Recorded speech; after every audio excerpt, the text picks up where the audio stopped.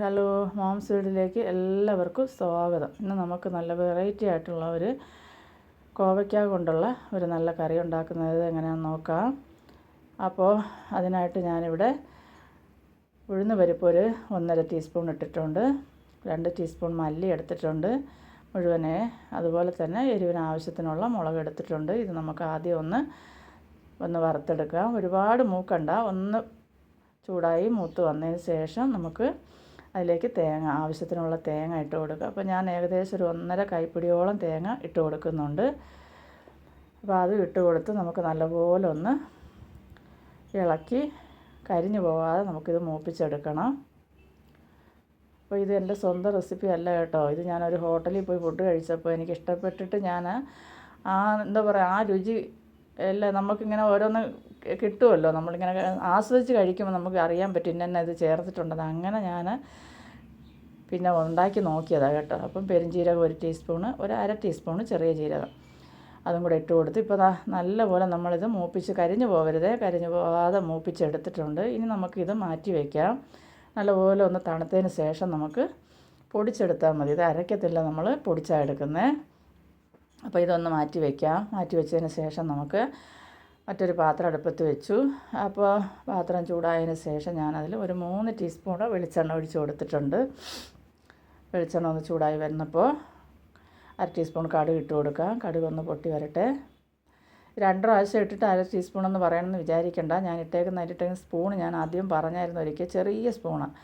ഒരു തണ്ട് കറിവേപ്പില, അതുപോലെ തന്നെ ഒരു ചെറിയ പീസ് ഇഞ്ചിയും ഒരു 3-4 അല്ലി വെളുത്തുള്ളി വട്ടത്തിലരിഞ്ഞും കൂടെ ഇട്ടിട്ടുണ്ട്. അതൊന്ന് മൂത്ത് വരട്ടെ. തീ കുറച്ച് വെച്ച് ചെയ്യണം, അല്ലെങ്കിൽ കരിഞ്ഞു പോകും. അപ്പോൾ ഇതൊന്ന് മൂത്ത് വരുമ്പോഴത്തേക്ക് നമുക്കിതിലേക്ക് സവാള അരിഞ്ഞത് ഇട്ട് കൊടുക്കാം. ഞാൻ 2 ചെറിയ സവാള എടുത്തിട്ടുണ്ട്. അത് നമുക്കിതിലേക്ക് ഇട്ട് കൊടുക്കണം. അപ്പോൾ ഇതിൻ്റെ പച്ചമണം ഒന്ന് മാറി കിട്ടണം. തീ കുറച്ച് വെച്ചാണ് ചെയ്യേണ്ടത്, അല്ലെങ്കിൽ പെട്ടെന്ന് കരിഞ്ഞ അതിൻ്റെ മണമൊക്കെ മണം മാറിപ്പോവും. ഇഞ്ചിയുടെയും വെളുത്തുള്ളിയുടെയും ഒക്കെ വേറൊരു മണം, കരിഞ്ഞുള്ള മണം അറിയാമല്ലോ.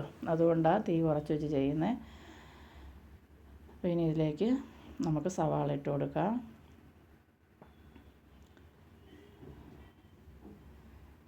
സവാള ഇട്ട് കൊടുത്ത് നല്ലപോലെ ഒന്ന് വഴറ്റിയെടുക്കണം. അപ്പോൾ ഞങ്ങളൊരു നോമ്പിൻ്റെ സമയത്ത് ആ ഹോട്ടലിൽ പോയത്. അപ്പോൾ കഴിച്ചപ്പോഴത്തേനും വെജാണ് കഴിച്ചത്. അപ്പോൾ എനിക്ക് എന്താണെന്ന് അറിയത്തില്ല, കോവയ്ക്ക മെഴുക്കുവരട്ടിയൊക്കെ വെച്ച് കഴിച്ചിട്ടുണ്ട്, പക്ഷേ ആദ്യമായിട്ടാണ് ഞാൻ അങ്ങനെ കഴിച്ചത്. നല്ല രുചിയായിരുന്നു. അപ്പോൾ എനിക്ക് അത് കണക്ക് ഉണ്ടാക്കണമെന്ന് തോന്നിയിട്ട് അവിടെ കയറി ചോദിക്കാനും ഒക്കത്തില്ലല്ലോ, വലിയ ഹോട്ടലല്ലേ. അപ്പോൾ ഞാൻ ചോദിച്ചുമില്ല. പിന്നെ ഞാൻ എന്തായാലും അത് കണക്കൊക്കെ ഒന്ന് ശ്രമിച്ച് നോക്കിയത്. അതിൻ്റെ മണമൊക്കെ നമുക്കിങ്ങനെ കിട്ടുമല്ലോ, അങ്ങനെ ശ്രമിച്ച് നോക്കിയത്. പക്ഷേ അതെന്തായാലും ആദ്യത്തെ 1-2 പ്രാവശ്യം പാളിപ്പോയി കേട്ടോ. പിന്നെ ശരിയായി കിട്ടിയിട്ടുണ്ട്. അപ്പോൾ ഈ സവാള ഒന്ന് വഴന്ന് വരട്ടെ. അതിലേക്കൊരു 4 പച്ചമുളക് കീറിയതിട്ട് കൊടുക്കാം. അതിലേക്ക് തക്കാളി 2 തക്കാളി ഞാൻ എടുത്തിട്ടുണ്ട്. 2 തക്കാളിയും കൂടെ ഇട്ട് കൊടുത്ത് വഴറ്റാം. അപ്പോൾ തക്കാളിയും നമ്മുടെ സവാള എല്ലാം നല്ലപോലെ വഴന്ന് വന്നിട്ടുണ്ട്. ഇനി അതിലേക്ക് നമ്മൾ അരിഞ്ഞു വെച്ചിരിക്കുന്ന കോവയ്ക്ക ഇട്ട് കൊടുക്കും. കോവയ്ക്ക ഇതുപോലെ നീളത്തിൽ നൈസായിട്ട് വേണം അരിഞ്ഞെടുക്കാൻ. അപ്പോൾ ഇതിനി നമ്മൾ വെള്ളം ചേർത്തൊന്നും വേവിക്കാൻ പാടില്ല. ഇതുപോലെ എണ്ണയ്ക്കകത്ത് തന്നെ, എണ്ണയുണ്ട് ആവിയല്ലേ, നമ്മൾ അടച്ച് വെച്ച് തീ കുറച്ച് വെച്ച് വേവിച്ചെടുക്കണം. അപ്പോൾ ഈ സവാളയ്ക്ക് ആവശ്യത്തിനുള്ള ഉപ്പും കൂടെ, സവാളയ്ക്കല്ല, കോവയ്ക്കയ്ക്ക് ആവശ്യത്തിനുള്ള ഉപ്പും ഒരു അല്പം മഞ്ഞൾപ്പൊടിയും കൂടെ നമുക്ക് ഇട്ട് കൊടുക്കാം. എന്തായാലും ഈ കോവയ്ക്കൊക്കെ പുറത്തു നിന്നൊക്കെ വരുന്നതല്ല, അപ്പോൾ എന്തെങ്കിലും വിഷാംശം ഉണ്ടെങ്കിൽ അത് മാറും. അപ്പോൾ അങ്ങനെ കുറേ നേരം അടച്ച് വെച്ച് നമ്മൾ ആവി കയറ്റി ഇപ്പോൾ നമ്മുടെ കോവയ്ക്കൊക്കെ നല്ലപോലെ വെന്ത് വന്നിട്ടുണ്ട് കേട്ടോ. അപ്പോൾ ഞാനിതാ പൊടിച്ച പൊടിയും അതിലേക്ക് ഇട്ട് കൊടുത്ത് നമുക്കൊന്ന് ഇളക്കിയെടുക്കണം. ഇനി ഞാനത് ജാറ് കഴുകി ഒരിച്ചിരി വെള്ളം, ഒത്തിരി ഒന്നും വെള്ളം വേണ്ട, നമുക്കിത് നല്ല വരട്ടിയെടുത്ത ഉണക്കായിരിക്കാനുള്ളത്.